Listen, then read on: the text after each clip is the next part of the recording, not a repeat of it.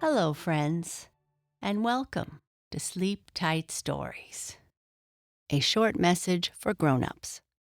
As parents, Clark and I have always looked for stage-appropriate toys that helped our children to learn and grow. And as a teacher, I have always been happy to find toys that have been designed with learning in mind. But finding these toys has always been challenging. It's difficult to know what toys and activities are appropriate and when. That's why we are very excited to introduce you to our sponsor, Lovevery, and their minimalist and aesthetically pleasing play kits, developed by a group of researchers to give playtime a purpose. Each play kit is tailored to your child's exact learning stage, so they have the right toys for the right time, with new play kits delivered every few months that grow with your child. Play kits come with unique, one-of-a-kind activities and playthings that are built to endure plenty of play. Our friend Erin was extremely pleased with her new kit from Lovevery. She was surprised at just how quickly her son became engaged with the toys. Take the guesswork out of your child's play. Choose Lovevery today and get free shipping when you sign up to receive your play kits at lovevery.com/sleeptight. That's lovevery.com/sleeptight for free shipping. lovevery.com/sleeptight. I'd like to say hello to some friends. Hello to Mary Jean, and hello to Cara, who is 8 and from Lusk in Dublin, Ireland. In our last chapter, Lightfoot had helped a young girl whose doll had fallen on the trolley tracks. The little girl didn't see the trolley coming, but Lightfoot did and bumped her out of the way. When the people started arriving, they first thought maybe Lightfoot bit the girl, and that is why she was crying. But someone else saw what happened and told them, no, he didn't bite her. Lightfoot is a hero. Mike had also decided to get a wagon and harness for Lightfoot to help his mother with her work and try to make some money with his goat rides. In this chapter, Mike has the harness and wagon and teaches Lightfoot how it works. They start by taking the washing back and forth, and then Mike decides Lightfoot is ready and takes him out to look for people who would like to go for a ride.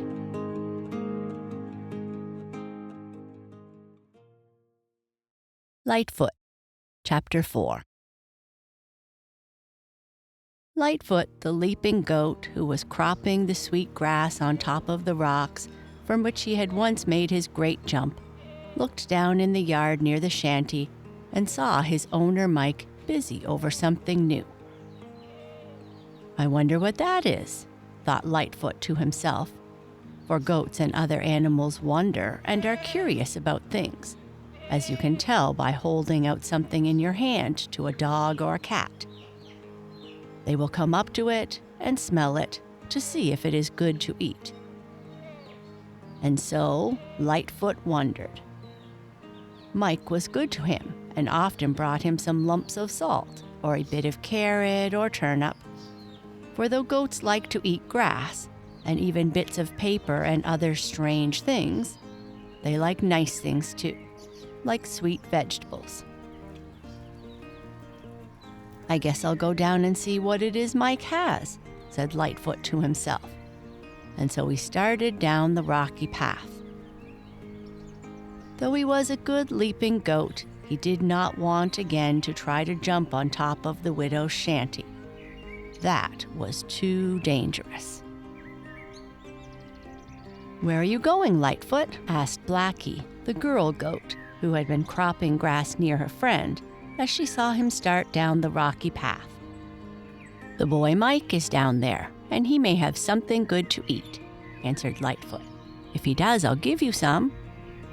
"You are very kind," said Blackie, and she followed down after Lightfoot, only more slowly, for she was not as good a jumper or rock climber as he was. Down near his mother's shanty, Mike was looking at the goat wagon and harness he had just brought home. "It's almost as good as new, Mother," cried the boy. "Look at the wheels spin, would you?" And turning the wagon on one side, he spun 2 wheels around until they went so fast he could not see the spokes. "Be careful now and don't break it," cautioned his mother.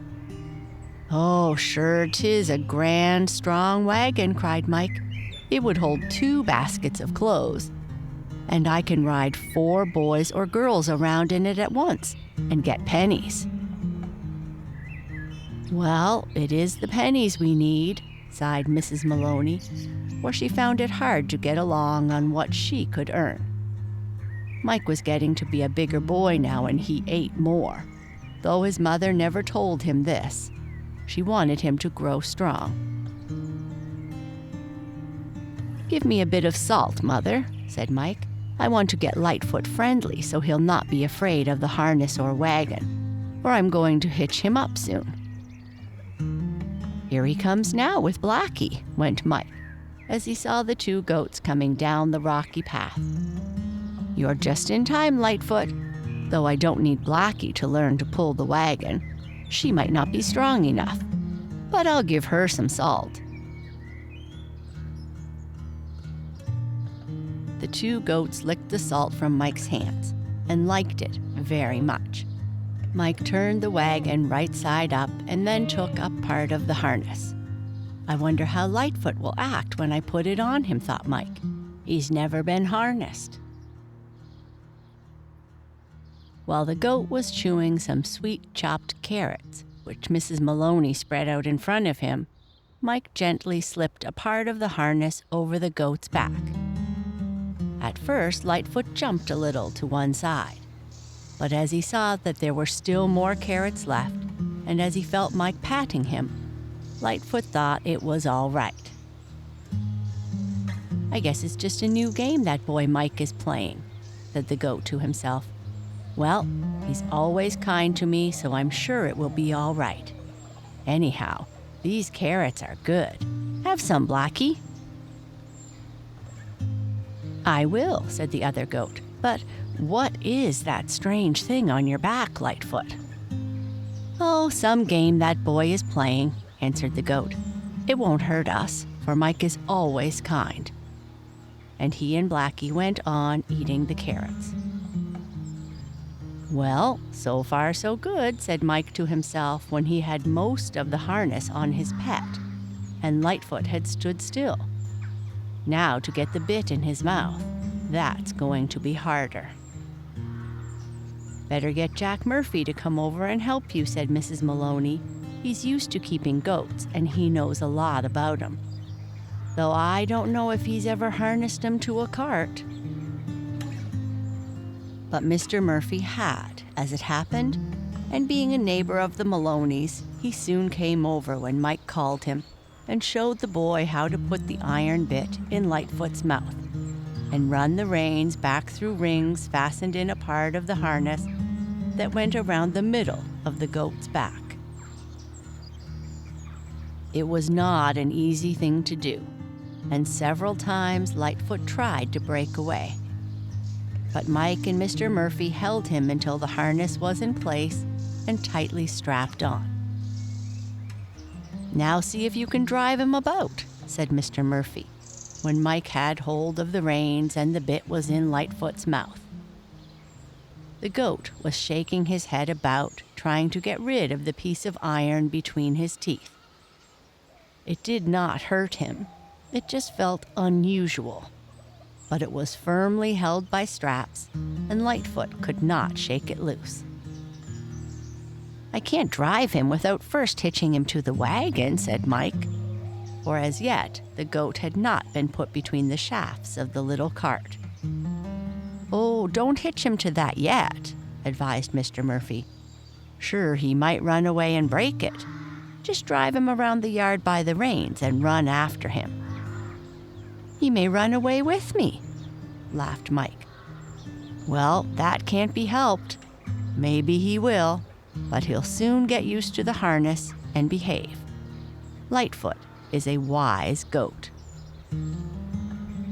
But even wise goats don't like it the first time they are put in harness, and Lightfoot was no different in this way from others, though he was such a good jumper.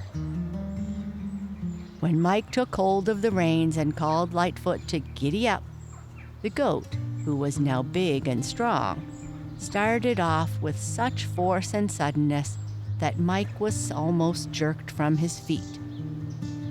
"Run," called Mr. Murphy. "Run with him and along after him, Mike. Try to turn him to the right and the left so he'll know how to mind the reins when he's fastened to the wagon. Run after him." Mike, holding fast to the reins, ran, and the goat ran too. And being a good runner, Lightfoot easily kept ahead of Mike. It was all Mike could do not to let go of the reins. "Run!" called Mr. Murphy. "Run faster, Mike!" Mike tried, but he stumbled over a stone and fell. However, he kept hold of the reins, winding them around his wrists, and as Lightfoot kept on going, he pulled Mike around the yard. "Bless us and save us!" cried Mrs. Maloney, coming to the door of her house. "What's happening?" "He's teaching Lightfoot to pull to a harness," said Mr. Murphy. It looks more like Lightfoot was teaching Mike," said the widow. "Won't Mike get hurt?" "Not a bit. Many a time in the old country I've been dragged by a goat. It's good for one." Around and around the yard, Lightfoot dragged Mike, the chickens and ducks scattering in all directions, the old rooster flying up to the fence and crowing with all his might. At last, Lightfoot, finding he could not get the iron bit out of his mouth and could not shake off the harness, and looking back and seeing Mike being dragged about on the ground, thought, "Well, I guess I'm tired. I seem to be held fast no matter what I do. I'll quit." And that is just what Mike wanted, for he was tired of being pulled about in this fashion. "Well, I guess he's learned that part anyhow," said Mr. Murphy. "Now we'll hitch him to the wagon." While Mr. Murphy was bringing up the wagon and Mike was holding Lightfoot, Blackie came up and asked, "What was all that for, Lightfoot?" "Oh, I guess it was a new kind of game. I can't say I like it, though. I would rather jump on the rocks," answered Lightfoot. "No, it was not a game," said Grandpa Bumper, coming up just then. "You are being taught to let yourself be harnessed up to draw a cart, Lightfoot, and here they come with the cart now." "What does that mean?" asked the leaping goat. "Will it hurt?" "No, not if you behave yourself. Once I was a cart-drawing goat, and I worked in a nice park. I'll tell you about it so you'll know what to do." And when the cart was brought up and the shafts, one on each side of Lightfoot, were being fastened with straps, the younger goat stood very still, listening to Grandpa Bumper tell, in goat language, just what it all meant. "Why, he seems to like it," said Mike as he fastened the last strap. "He didn't try once to get away, Mr. Murphy." "I guess he's getting used to it," said the kind man. But if he and Mike had known, it was what Grandpa Bumper had said to Lightfoot that made the young goat stand so still and allow himself to be hitched to the cart. "Well," said Lightfoot to the old goat when the harnessing was finished, "it may not be so bad after all. I guess I'll be good and not run away. I'll pull the cart nicely." "It will be best, I think," said the old goat. So when Mike took his seat in the cart and pulled on the reins, calling to Lightfoot to giddy up, the goat started off, pulling the little wagon as though he had done it all his life. "Oh, this is great!" cried Mike. "I never thought he would learn as easily as this." He is a smart and sensible goat, Mr. Murphy said. Now look out if he gets going too fast.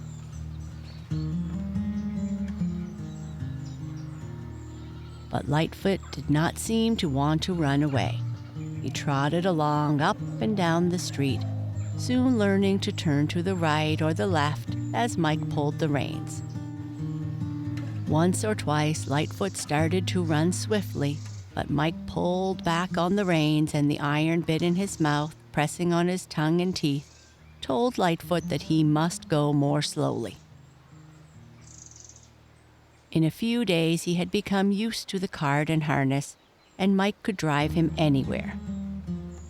The other goats came to the top of the pile of rocks and looked down at Lightfoot.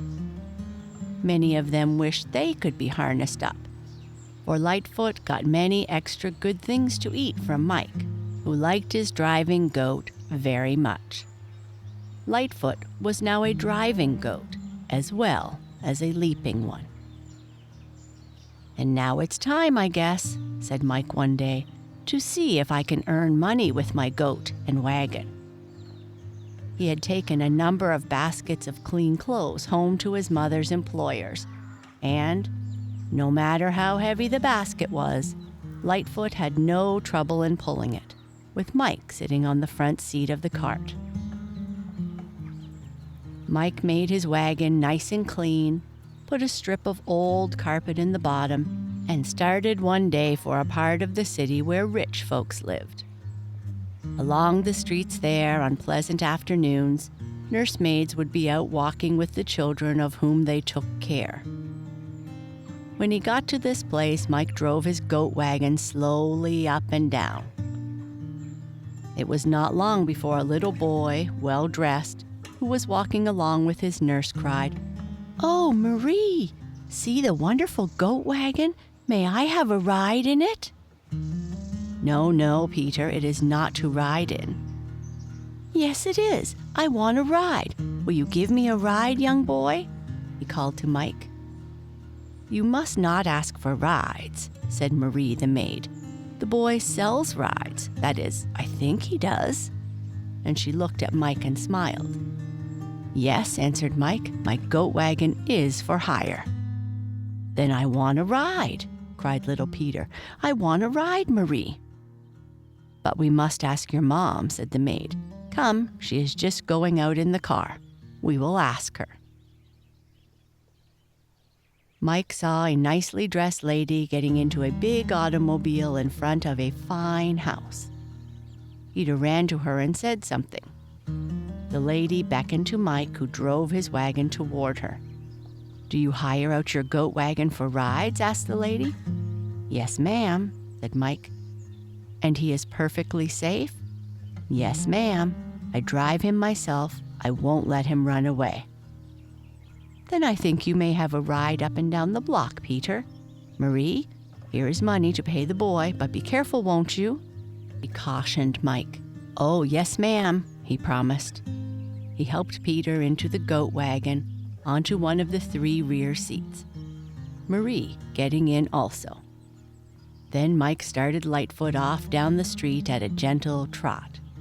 "Oh, I love this!" cried Peter. "When I grow up, I'm going to drive a goat wagon." "Oh, Peter," cried Marie. "Well, I am," he said. "It's ever so much more fun than making an automobile go. Anybody can do that." Up and down the block, Mike drove Lightfoot, giving the little boy and his nurse a fine ride. Then the other children wanted rides, and their parents or nurses, seeing how gentle the goat was and how well Mike managed him, let their boys and girls get in the cart. Mike was kept busy all afternoon giving rides to the little tots, and when he had finished, he had nearly $2 in 10 and 5-cent pieces, for some children took more than one ride. "Talk about your luck," cried Mike as he drove towards his shanty, a happy smile on his freckled face. "I'll soon be rich." "Look at that, Mother," he cried as he poured the money from his pocket onto the table. That's what Lightfoot earned for us today." "Oh my!" exclaimed Mrs. Mooney. "The money will come in handy, for I have to pay the grocer tonight. Tell me all about it, Mike." And Mike told, while Lightfoot, unharnessed, ate a good supper, and then told the other goats of his new adventures. For several weeks, Mike went about the different streets of the city giving rides to children, and hardly a day passed that he did not make $1 or a little more. Of course, when it rained, he could not do this, and then one day Mike came home with bright eyes and a laughing face. "What do you think, Mother dear?" he cried. "I have a regular job with Lightfoot." "What is it, Mike?" "I'm to drive him and the goat wagon in the park, and the man is to give me $10 a week. That'll be better than going about the streets. I'll get paid regular money. Hooray!" And Mike hugged and kissed his mother. When Mike had quieted his joy and happiness down a bit, he explained to his mother how it had come about. It seemed that as he was driving Lightfoot about, hitched to the cart, and giving a number of children a ride on a quiet street, a man had come up to Mike. "I have a goat stand in the park," the man explained. "I own a number of goats and wagons, and hire boys to drive them. Would you like to sell me your goat and wagon? I need another." "But I told him I wouldn't sell Lightfoot," Mike explained. "Then he wanted me to rent my outfit to him for a week, but I wouldn't do that, for I wouldn't let anybody but myself drive my goat." "That's right," agreed Mrs. Maloney, who was almost as fond of Lightfoot as was Mike himself. "What did the man say then?"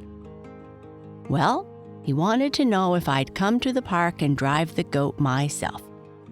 He said he'd give me $8 a week, but I said I could earn more than that working for myself.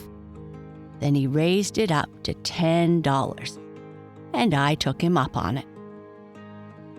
"But how does he make any money out of it?" asked Miss Maloney. "Oh, he keeps all I take in over $10, and I guess it will be more than that lots of times, for big crowds of children go to the park these summer days. Then, too, we don't give such long rides as I've been giving. They charge only 5 cents a ride in the park, and I charge 10 sometimes, but then I go all around a big block. But I think it'll be a good thing for us, Mother. $10 a week is a lot of money. Of course, I'll have to buy the feed for Lightfoot out of that, and a bit of lunch for myself." "Sure, I can put that up for you in the morning," said the widow with a smile. "It's great, Mike, my boy. Sure, we've had good luck ever since we got Lightfoot."